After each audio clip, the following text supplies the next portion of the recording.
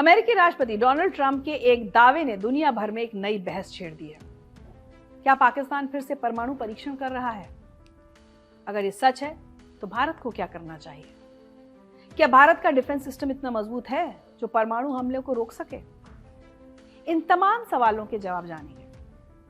सबसे पहले बात ट्रंप के उस चौंकाने वाले दावे की करते हैं। एक टीवी प्रोग्राम में ट्रंप ने सीधे सीधे कहा कि पाकिस्तान, रशिया, चाइना और नॉर्थ कोरिया जैसे देश गुप्त रूप से परमाणु हथियारों का परीक्षण कर रहे हैं, इसलिए हम भी परीक्षण करेंगे।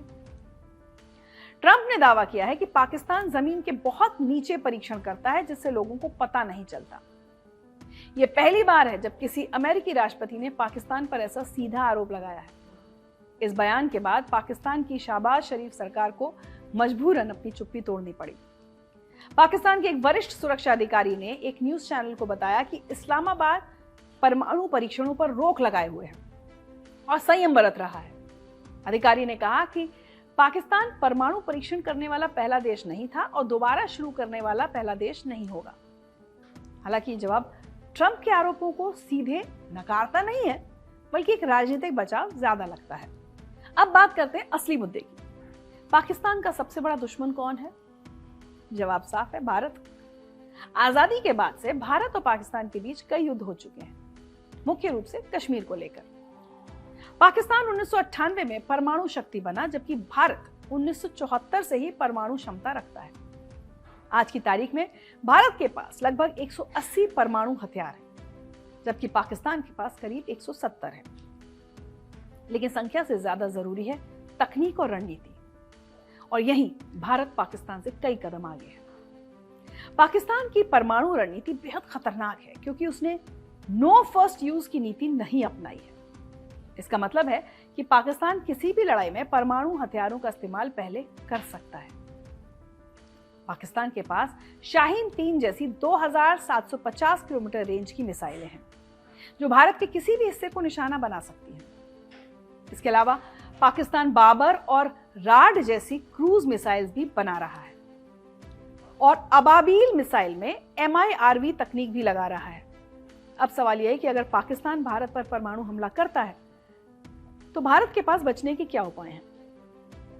विशेषज्ञों का कहना है कि भारत और पाकिस्तान के बीच एक छोटा सा परमाणु युद्ध भी एक हफ्ते में 2 करोड़ लोगों की जान ले सकता है, और अगर न्यूक्लियर विंटर शुरू हो जाए तो विकासशील देशों में लगभग 2 अरब लोग भूखमरी से मर सकते हैं। लेकिन भारत ने इस खतरे से निपटने के लिए दुनिया की सबसे आधुनिक बहुस्तरीय रक्षा प्रणालियां बनाई हैं। भारत की रक्षा रणनीति 3 स्तरों पर काम करती है।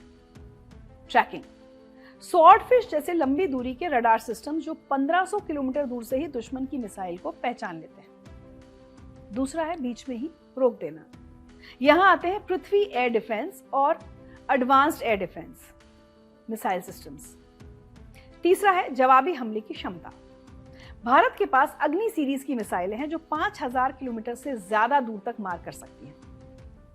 भारत का आकाश मिसाइल सिस्टम पहली रक्षा परत है जो दुश्मन के विमानों, ड्रोन्स और कम ऊंचाई पर उड़ने वाली मिसाइलों को नष्ट करता है।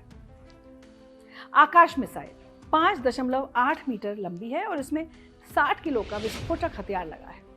इसकी रेंज 4.5 किलोमीटर से लेकर 45 किलोमीटर तक है और ये 100 मीटर से 20 किलोमीटर की ऊंचाई पर उड़ने वाले लक्ष्यों को मार सकती है।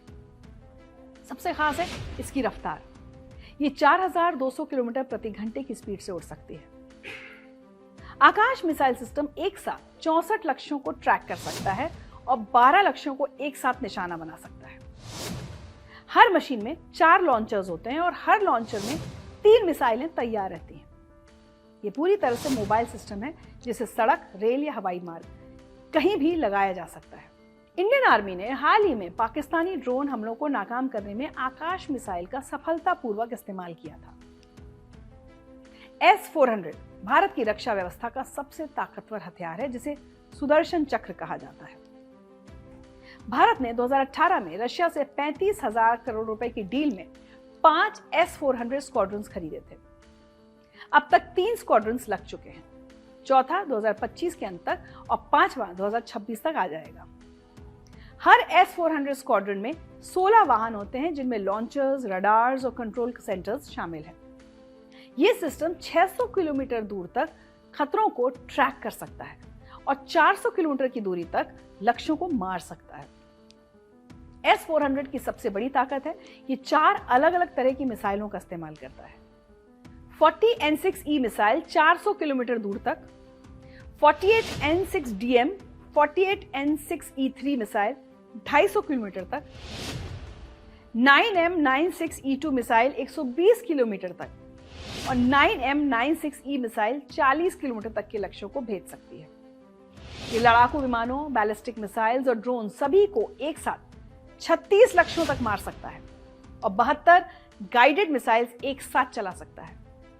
इसकी मिसाइलें 17,000 किलोमीटर प्रति घंटे की रफ्तार से उड़ सकती हैं।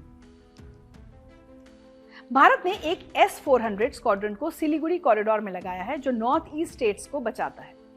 दूसरा पठानकोट में जम्मू कश्मीर की सुरक्षा के लिए और तीसरा वेस्टर्न बॉर्डर पर राजस्थान गुजरात की रक्षा के लिए।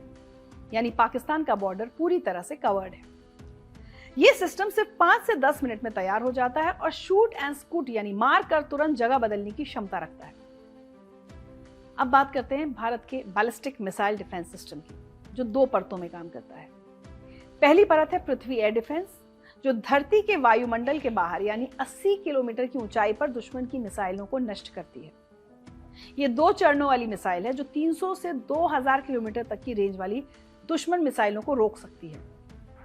इसमें inertial navigation system, mid course update के लिए ग्राउंड रडार और टर्मिनल फेज में एक्टिव रडार होमिंग तकनीक है। दूसरी परत है एडवांस्ड एयर डिफेंस, जिसे अश्विन इंटरसेप्टर कहा जाता है, जो वायुमंडल के अंदर 15 से 30 किलोमीटर की ऊंचाई पर काम करती है। ये एक चरण वाली सॉलिड फ्यूल मिसाइल है, जो 150 से 200 किलोमीटर की रेंज में लक्ष्य को ढेर कर सकती है। अगर पीएडी किसी कारण से दुश्मन की मिसाइल को नहीं रोक पाती, तो एएडी दूसरा मौका देती है। ये दोनों सिस्टम एक साथ मिलकर 5000 किलोमीटर तक की रेंज वाली बैलिस्टिक मिसाइल्स को रोक सकते हैं।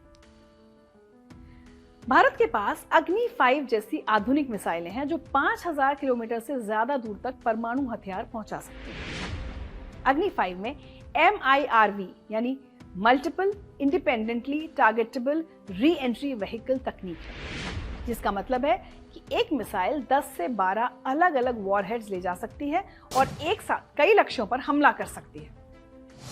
यह मिसाइल 17.5 मीटर लंबी है, इसका वजन 50,000 किलो है और ये 30,000 किलोमीटर प्रति घंटे की हाइपरसोनिक स्पीड से उड़ती है। अगस्त 2025 में सफलतापूर्वक इसका परीक्षण किया गया। अब नजर डालते हैं भारत की परमाणु ताकत पर। 1998 में भारत ने ऑपरेशन शक्ति के तहत थर्मो न्यूक्लियर बॉम्ब का परीक्षण किया था, जिसे हाइड्रोजन बॉम्ब भी कहते हैं। हालांकि इसकी सफलता पर बहस रही है, लेकिन एटॉमिक एनर्जी कमीशन के पूर्व अध्यक्ष राजगोपाल चिदम्बरम ने साफ कहा है कि भारत के पास किसी भी क्षमता का थर्मो न्यूक्लियर बम बनाने की तकनीक है। हाइड्रोजन बॉम्ब साधारण परमाणु बम से कई गुना ज्यादा शक्तिशाली होता है और इसकी विनाशकारी क्षमता अकल्पनीय है। प्रधानमंत्री मोदी ने मिशन सुदर्शन चक्र की घोषणा की है, जो 2035 तक भारत के सभी महत्वपूर्ण स्थानों को पूरा सुरक्षा कवच देगा। इस मिशन के तहत एक बहुस्तरीय एकीकृत एयर और मिसाइल डिफेंस शील्ड बनाई जाएगी। इसमें अर्ली वार्निंग और ट्रैकिंग सेंसर्स का ओवरलैपिंग नेटवर्क, मजबूत कमांड और कंट्रोल पोस्ट्स, जमीन और समुद्र आधारित इंटरसेप्टर मिसाइल्स की बैटरीज और स्पेस बेस्ड असेट्स शामिल होंगे। ये डिफेंस शील्ड शक्तिशाली काउंटर ऑफेंसिव हथियारों के साथ भी जुड़ी होगी।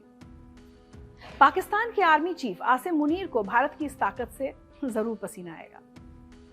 हमारी पॉलिसी नो फर्स्ट यूज की है, यानी हम पहले परमाणु हमला नहीं करेंगे, लेकिन अगर कोई हमला करता है तो जवाब ऐसा होगा कि दुश्मन दोबारा सोचने की हिम्मत भी नहीं करेगा। ट्रंप के बयान ने भले ही दुनिया भर में बहस छेड़ दी हो, लेकिन हमारे लिए ये कोई नई बात नहीं है। भारत ने अपनी सुरक्षा को लेकर कभी समझौता नहीं किया और ना ही करेगा। अगर पाकिस्तान गलती से भी परमाणु हमले की सोचता है, तो उसे याद रखना चाहिए कि भारत के पास न सिर्फ बचाव के तरीके हैं, बल्कि ऐसा जवाब देने की क्षमता है जो पाकिस्तान को इतिहास बना देगा।